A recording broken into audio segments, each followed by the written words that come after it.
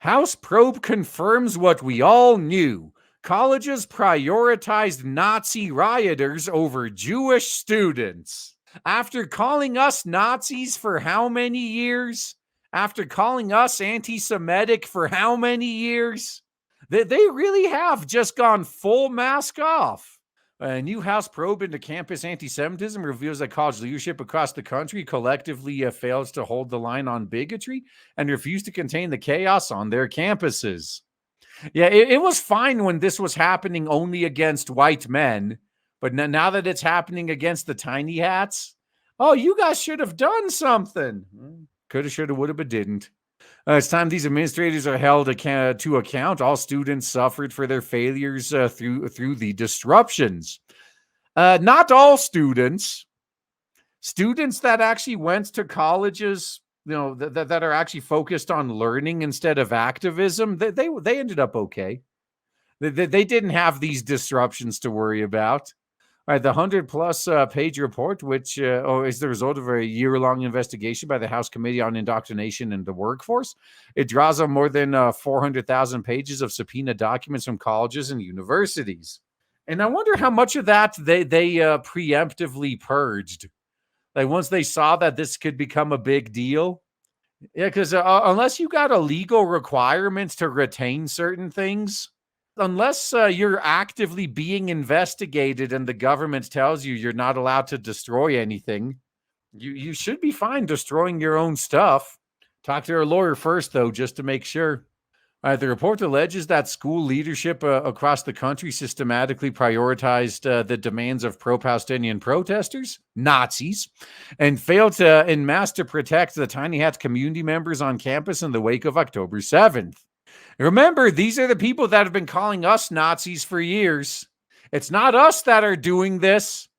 Each incident last year was escalated over the previous one as emboldened students realized there was no consequences for their actions. You don't say! Oh my God, they're finally catching on to all of our talking points. Dude, these guys I mean, they're pulling some ADIQ maneuvers here. They finally worked their way up to that, huh? A year later, nothing has changed except one thing. The inmates now know they run the asylum and there won't be consequences. A report suggested that Harvard's administrators intentionally cut descriptions of October 7th as violence and any references to Israeli hostages in their official statement after the atrocity, possibly in an effort to appease pro-Palestine activists who took over the campus chanting anti-Semitic slogans while Tiny Hat students were still mourning. These are the kind and caring people right here. The phrase, "we denounce this act of terror," appeared in an earlier draft, but was nixed from the official statement, according to the report. Yep. And this has been just so funny to watch, though. The far left is tearing themselves apart over Israel versus Palestine. And then you got another group of people that's like, neither of the two of them care about me. Why should I care about them? We're very concerned when we see anti-Semitism raise its ugly head on campuses, Committee Chairwoman Virginia Fox told The Compost. It's not a good sign in our country, and it's not good for students. Well, maybe you should have been paying attention sooner. Yeah, you're a Republican, allegedly. If you really cared, you would have noticed, but I'm starting to think that right now most people just don't care anymore.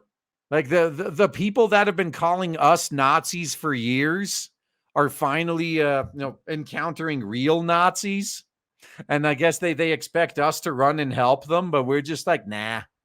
Now, maybe you need a reminder of what a real Nazi is for a little while. Schools wouldn't be in a position to have of having to make comments on international politics if not for their extensive track record of making frivolous, contentious, and self-important statements on just about every political issue of the day. Yup, it's not enough. What do all of the race grifters say? Oh, it's not enough to just not be racist. You have to actively be anti-racist. That's pretty much how these schools operate. Yeah, it's not enough just to not be neutral, to not say anything. They have to insert themselves into everything.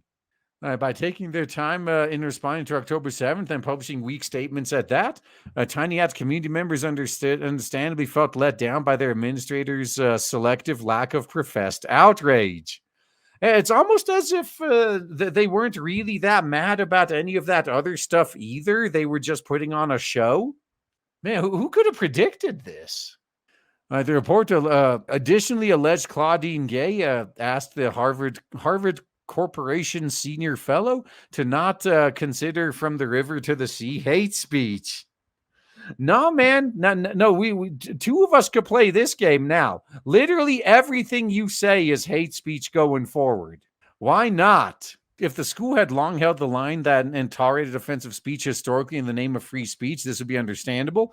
But in fact, Harvard has been consistently rated the nation's worst school for free speech.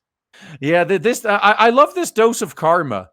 Even the normies are realizing this. Like, wait a minute, you shut down right wingers for far less than this. Why are you allowing this? I thought you were against Nazis. For a school that goes to such great lengths to make sure nobody is misgendered and everyone uses proper pronouns, shrugging at From the River to the Sea is revealingly inconsistent. The committee also claims administrators conceded time and again to children's in the encampment.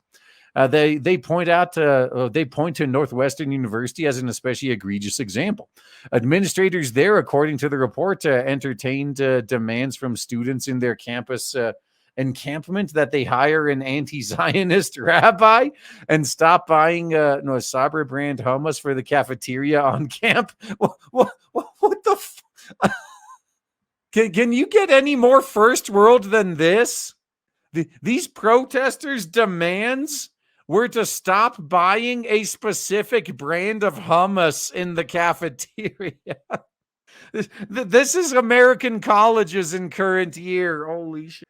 Like, what? This is why we keep saying that this shit is just glorified daycare. At Columbia, where I am a part-time student and cover the encampment debacle on the ground, I was astounded to see just how inconsistently lenient the school was with kids who were breaking the rules and the law in the name of Palestine. After forcibly carrying out an illegal encampment with NYPD officers, something the school was well within their rights to do, administrators did absolutely nothing when another larger encampment popped up almost immediately in an adjacent quadrant of the lawn.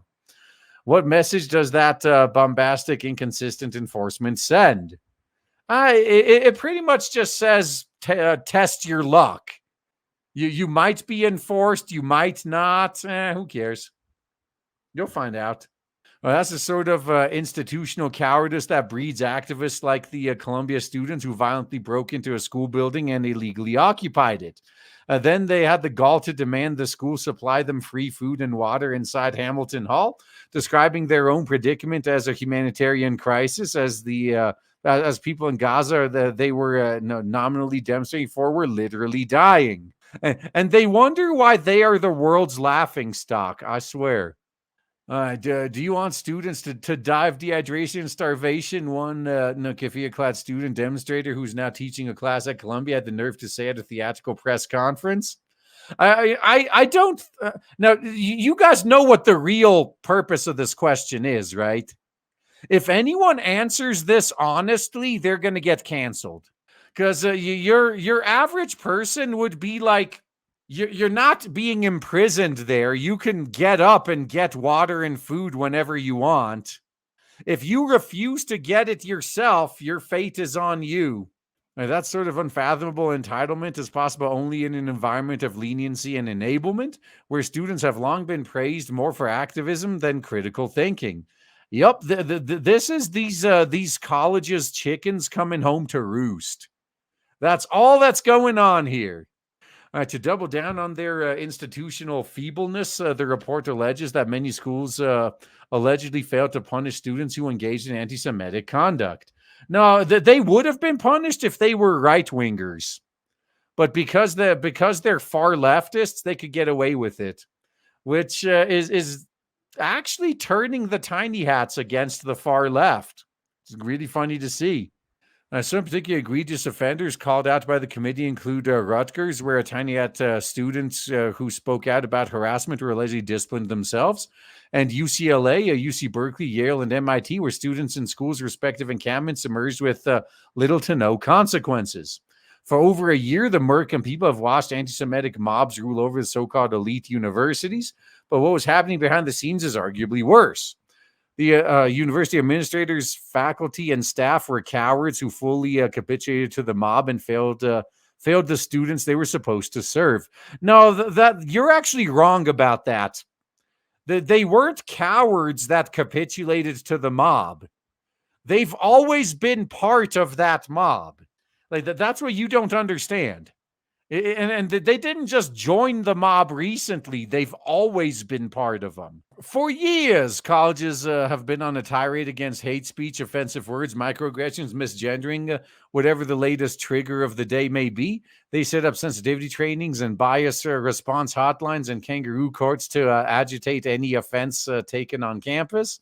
But in the wake of October 7th, most leaders threw up their hands and just let student activists and agitators have a field day, slinging around anti-Semitic slogans and harassing Tiny Hat's peers in the name of justice.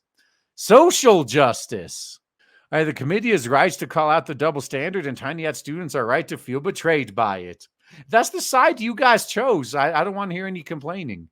Maybe you should have been joining us instead of labeling us as Nazis all this time. But hey, I guess it's more entertaining for us. I think we could make do with this. This story could be pretty funny.